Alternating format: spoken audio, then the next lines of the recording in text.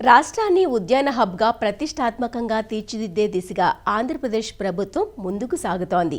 దాదాపు 6 లక్షల హెక్టార్ల విస్తీర్ణం పెంపు లక్ష్యంగా సాగుతున్న ఉద్యాన హబ్ ప్రాజెక్ట్ రాయలసీమ రైతులకు వరం కానుంది.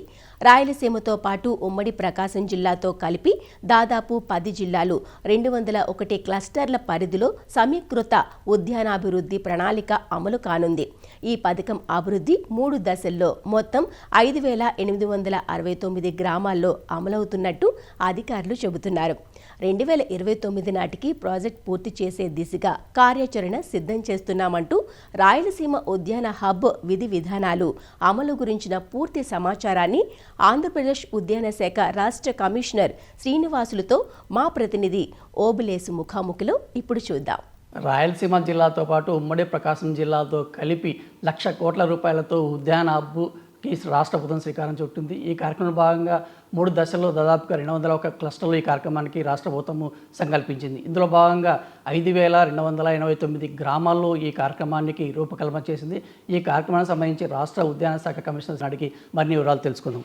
సార్ నమస్తే సార్. నమస్తే సార్, రాష్ట్ర ప్రభుత్వము రాయలసీమతో పాటు ప్రకాశం జిల్లాతో కలిపి దాదాపుగా 10 జిల్లాల్లో ఉద్యాన హబ్ని శ్రీకారం చుట్టబోతుంది. ఈ కార్యక్రమానికి సంబంధించిన విధి విధానాలు ఎలా ఉంటాయి? ప్రజెంట్ రాయలసీమలో ఉద్యాన పంటలు ఏమేమి ఇష్యూస్ ఎదుర్కొంటున్నాయి, దానికి ఉన్న ఇంకా ఆపర్చునిటీస్ ఏమున్నాయి, అట్లాగే అక్కడ ఉన్న అగ్రో క్లైమాటిక్ కండిషన్స్ ఎలా ఉన్నాయి, వీటన్నిటిని దృష్టిలో పెట్టుకుంటూ ఇది ఒక ఇంటిగ్రేటెడ్ హార్టికల్చర్ డెవలప్మెంట్ ప్లాన్ లాగా తయారు చేయడం జరిగింది.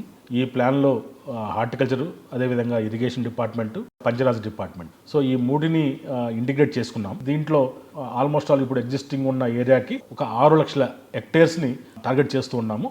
ఇది ఒక 3 ఫేజులు నడుస్తుందండి. 2020-29కి ఇది టార్గెట్ పెట్టుకున్నాము. ఈ సంవత్సరం నుంచి మొత్తం 201 క్లస్టర్స్లో 3,229 ఆర్ఎస్కేస్లో ఈ యొక్క కార్యక్రమము నడుస్తూ ఉంటుంది. సార్, 3 ఫేజుల్లో అమలు చేయబోతున్న ఈ కార్యక్రమాన్ని ఫేజ్లు మైనర్గా మొదటి ఫేజ్లో ఎన్ని వేల ఎకరాలు చేయబోతున్నారు? ఏ ప్రాంతానికి మొదటి ఫేజ్లో ప్రాధాన్యత ఇచ్చే అవకాశం ఉంది సార్? ఇంటిగ్రేటెడ్ హార్టికల్చర్ డెవలప్మెంట్ ప్రోగ్రాంలో మనం హార్టికల్చర్కి ఒక 14,900 కోట్లు, అదేవిధంగా ఇరిగేషన్ యొక్క వర్క్స్ కంప్లీట్ చేయడం కోసం ఇరిగేషన్ ద్వారా ఒక 20,500 కోట్లు, అదేవిధంగా ఈ వచ్చిన ప్రొడ్యూస్ని హైవే కనెక్టివిటీ చేయడం కోసం ఉన్న రూరల్లో ఉన్న రోడ్స్ని ఇంప్రూవ్మెంట్ చేయడం కోసం ఒక 4,500 కోట్లను ఖర్చు పెడుతూ ఇది ప్లాన్ చేశాం. తద్వారా ఈ హార్టికల్చర్లోకి వస్తున్న ప్రాసెసింగ్ కానీ, పోస్ట్ హార్వెస్టింగ్ సంబంధించి కానీ, లాజిస్టిక్స్ కానీ, వీటన్నిటికి సంబంధించి మనం ఒక 60,000 కోట్లను ఎక్స్పెక్ట్ చేస్తున్నాం ప్రైవేట్ ఇన్వెస్ట్మెంట్ని. ప్రతి ఫేజ్లో కూడా ఒక 2 లక్షల హెక్టేర్స్ కొత్త ఏరియా తీసుకురావడము, అదేవిధంగా ప్రతి ఫేజ్లో కూడా ఒక 2,10,000 నుంచి 15,000 హెక్టేర్స్ కొత్తగా మైక్రో ఇరిగేషన్, ఎగ్జిస్టింగ్ బ్యాలెన్స్ ఉన్న ఏరియా కానీ, కొత్త ఏరియా కానీ మైక్రో ఇరిగేషన్ ద్వారా కవర్ చేయించడము. అదే రకంగా ఒక 70,000 హెక్టేర్స్కి ప్రతి ఫేజ్లో కూడా ప్రొడక్టివిటీ ఇంప్రూవ్మెంట్ చేయడం కోసం, ఆల్రెడీ ఎగ్జిస్టింగ్ ఉన్న ఆర్చర్స్ని డెవలప్ చేయడం కోసం మనం ప్లాన్ చేసాం. సార్, ఈ సమీకృత ఉద్యాన అభివృద్ధి కార్యక్రమానికి రాష్ట్ర ప్రభుత్వం దాదాపు 1,00,000 కోట్ల రూపాయలు వెచ్చించింది. ఈ నిధుల సమీకరణ ఎలా సార్? కేంద్ర ప్రభుత్వం, రాష్ట్ర ప్రభుత్వంలో ఎలా సమన్వయం చేసుకున్నది? భాగస్వామ్యాలు ఎలా ఉంటుంది సార్? ఇదంతా కూడా మనకు ఎక్స్టర్నల్ ఎయిడ్ ప్రాజెక్ట్ ద్వారా వస్తుంది. దీంట్లో 40,000 కోట్లు మనము కేంద్ర ప్రభుత్వం యొక్క సహకారం, అదేవిధంగా రాష్ట్ర ప్రభుత్వ సహకారంతో అందించడం జరుగుతుంది. ఒక 60,000 కోట్లు మనం ప్రైవేట్ ఇన్వెస్ట్మెంట్ ఖచ్చితంగా దీంట్లో ఎక్స్పెక్ట్ చేస్తున్నాం. హార్టికల్చర్ హబ్ కార్యక్రమంలో అన్ని శాఖలు కూడా సమన్వయం చేస్తున్నారు. ఈ యొక్క ఏ శాఖ, ఏ భాగస్వామ్యం, ఏ పని, ఏ విధి నిర్వహించే అవకాశం ఉందంటారు సార్? స్టేట్ లెవెల్లో ఖచ్చితంగా ఒక కమిటీ ఉంటుంది. స్టేట్ లెవెల్లో సెక్రటరీస్, అట్లాగే సీనియర్స్ లెవెల్స్లో ఇది ఎవ్రీ మంత్ మానిటర్ చేస్తాము. అగ్రికల్చర్ ఉంటుంది, అంటే అగ్రికల్చర్ మీద హార్టికల్చర్ ఉంటుంది, అట్లాగే ఇరిగేషన్ ఉంటుంది, పంచరాజ్ ఉంటుంది, ఫుడ్ ప్రాసెసింగ్ ఉంటుంది, ఇండస్ట్రీస్ ఉంటుంది, లాజిస్టిక్స్ ఉంటాయి, I&I డిపార్ట్మెంట్ ఉంటుంది. వీళ్ళందరూ కూడా సీనియర్ ఆఫీసర్స్ లెవెల్లో ఇది మానిటర్ చేస్తాం. జిల్లా లెవెల్లో కలెక్టర్ గారి ఆధ్వర్యంలో ఈ డిపార్ట్మెంట్కి సంబంధించిన ఇండస్ట్రీస్ ఇవన్నీ కూడా కలిసి కోఆర్డినేట్ చేసుకుంటూ ఎవ్రీ మంత్ ప్రోగ్రెస్ తీసుకుంటూ ఎండ్ టు ఎండ్ డిజిటల్ ప్రక్రియ ద్వారా మాత్రమే మానిటర్ చేయడం జరుగుతుంది. ఈ ఎంటైర్ హార్టికల్చర్ హబ్ ఏదైతే అనుకుంటున్నామో, ఇంటిగ్రేటెడ్ హార్టికల్చర్ డెవలప్మెంట్ ప్రోగ్రామ్ అనేది కూడా గ్లోబల్ స్టాండర్డ్లో ఆలోచించి తయారు చేస్తున్న ప్లాన్ ఇది. అంటే మనం రాయలసీమ ప్రాంతంలో పండించే ఏ హార్టికల్చర్ క్రాప్, ఏ హార్టికల్చర్ ప్రొడ్యూస్ అయినా సరే గ్లోబల్ స్టాండర్డ్లో గ్లోబల్గా ఎక్స్పోర్ట్ ఖచ్చితంగా మీట్ అయ్యే విధంగా ప్లాన్ చేస్తున్నాం.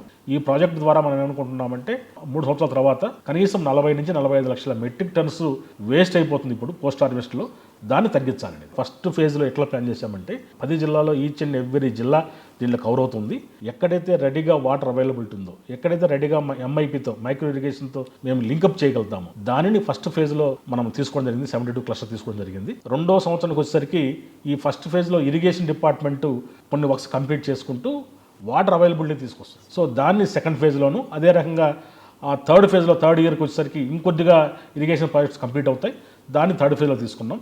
దీంట్లో లబ్ధిదారుల ఎంపిక ఇప్పుడు ఎగ్జిస్టింగ్ స్కీమ్స్ ఎట్లయితే ఉన్నాయో ఇది ఓపెన్ అండి. ఒకటి టార్గెట్ ఓరియంట్కి వెళ్తాము. ఇంట్రెస్టెడ్ ఎనీ ఫార్మర్ ఇంట్రెస్ట్ ఉన్నా కూడా మనం రెడీగా వాళ్ళకి ఈ యొక్క స్కీమ్స్ అన్ని కూడా ఎక్స్టెండ్ చేయడానికి రెడీగా ఉన్నాం. సార్, రాయలసీమ ప్రాంతంలో ఉద్యాన భూమిని ప్రధానంగా తీసుకొచ్చారు. మిగిలిన ప్రాంతాల్లో కూడా ఈ ఉద్యాన పంటల సాగు ప్రోత్సాహానికి ఇలాంటి కార్యక్రమం నిర్వహించే ఉంది. ఏదైనా కొత్త పంటలను అమలు చేసే విధానం ఏమన్నా, అమలు కార్యాచరణ ఏమన్నా మీ దగ్గర ఉందా? మనము రాయలసీమ ప్రాంతమే కాకుండా ఏదైతే సెంట్రల్ ఆంధ్ర కానీ నార్త్ ఆంధ్రాలో కానీ పర్టికులర్గా మనం గమనిస్తూ ఉంటే గత 2 సంవత్సరాల నుంచి కూడా ఆయిల్ పామ్ ఒకటి మనము బాగా ప్రమోట్ చేస్తున్నాం. ఈ ఆయిల్ పామ్లో ఇంటర్ క్రాప్ వెళ్తున్నాం. 100% ఇంటర్ క్రాప్ ద్వారా పోయి మన కోకోవా కానీ లేకుంటే బనానా కానీ అదే కొన్ని మేజ్ కానీ కొన్ని వెజిటబుల్స్తో పాటుగా మనం వెళ్తున్నాం. అదే రకంగా అరకినట్టుకి మళ్ళీ పెప్పర్, ఇట్లా మల్టీ క్రాపింగ్ మెథడ్లో పోయిన వలన ఫార్మర్కి బాగా బెనిఫిట్ వచ్చేందుకు ఆస్కారం ఉంటుంది. కేంద్ర రాష్ట్ర ప్రభుత్వాల సహకారంతో పంట వేసే మెటీరియల్ దగ్గర నుంచి నెక్స్ట్ 4 years సంబంధించిన మెయింటెనెన్స్ కూడా మనమే వాళ్ళకి ఫార్మర్స్కి ఫ్రీగా ఇస్తున్నాం. కాబట్టి ఒకటి ఆయిల్ పామ్ బాగా ప్రమోట్ చేస్తున్నాం, కోకోవా ప్రమోట్ చేస్తున్నాం బాగానే, అరికెనట్టు, పెప్పరు, ఈ మల్టీ క్రాపింగ్ సిస్టమ్ ప్రమోట్ చేస్తూ సెంట్రల్ ఆంధ్రలో పర్టికులర్గా 2 గోదావరి జిల్లాలు కానీ, ఎన్టీఆర్ డిస్ట్రిక్ట్ కానీ, కృష్ణా డిస్ట్రిక్ట్ ఇట్లా చేస్తున్నాం. దాంతోపాటుగా ఇప్పుడు కొత్తగా ఫ్లోరికల్చర్లో జాస్మిన్, క్రసాండ్రా, మ్యారీగోల్డ్ ఇవి కూడా మంచి హై వాల్యూ ఉన్నాయి. వాటిని ప్రమోట్ చేస్తూ ఉన్నాం.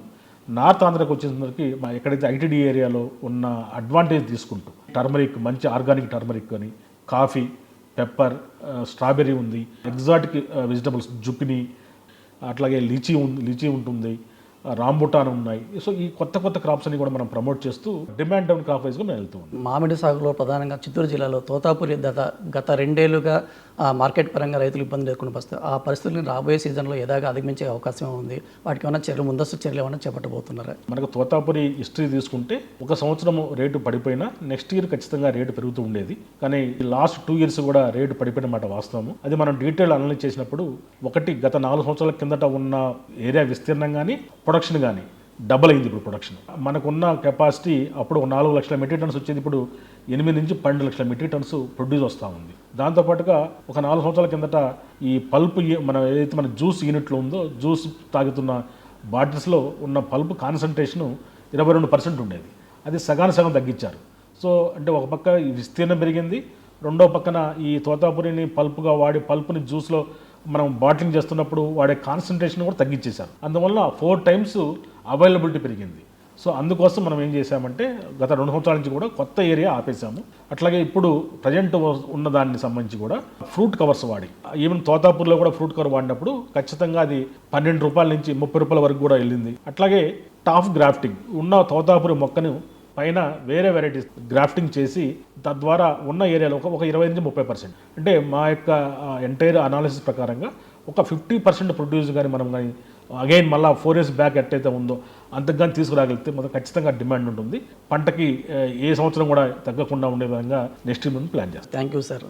హార్టికల్చర్ హబ్తో పాటు మరిన్ని వివరాలు తెలిసినందుకు మీకు కృతజ్ఞతలు. Thank you sir. ఇది రాష్ట్ర ప్రభుత్వము ప్రతిష్టాత్మకంగా భావిస్తున్నటువంటి అత్యంత ప్రతిష్టాత్మకంగా అమలు చేయబోతున్న రాయలసీమ ఉద్యాన హబ్ గురించి వివరాలు, అదేవిధంగా రాయలసీమతో పాటు మిగిలిన ప్రాంతాల్లో కూడా రాష్ట్ర వ్యాప్తంగా కొత్త పంటలను ప్రోత్సహించడమే కాకుండా వాటి మార్కెట్ సదుపాయాలు కల్పించడానికి రాష్ట్ర ఉద్యాన శాఖ కృషి చేస్తుందని చెప్పేసి రాష్ట్ర ఉద్యాన శాఖ కమిషనర్ శ్రీనివాస్ చెప్తున్నారు. కెమెరామెన్ సైదాతో ఓబ్లేష్, ఈటీవీ న్యూస్.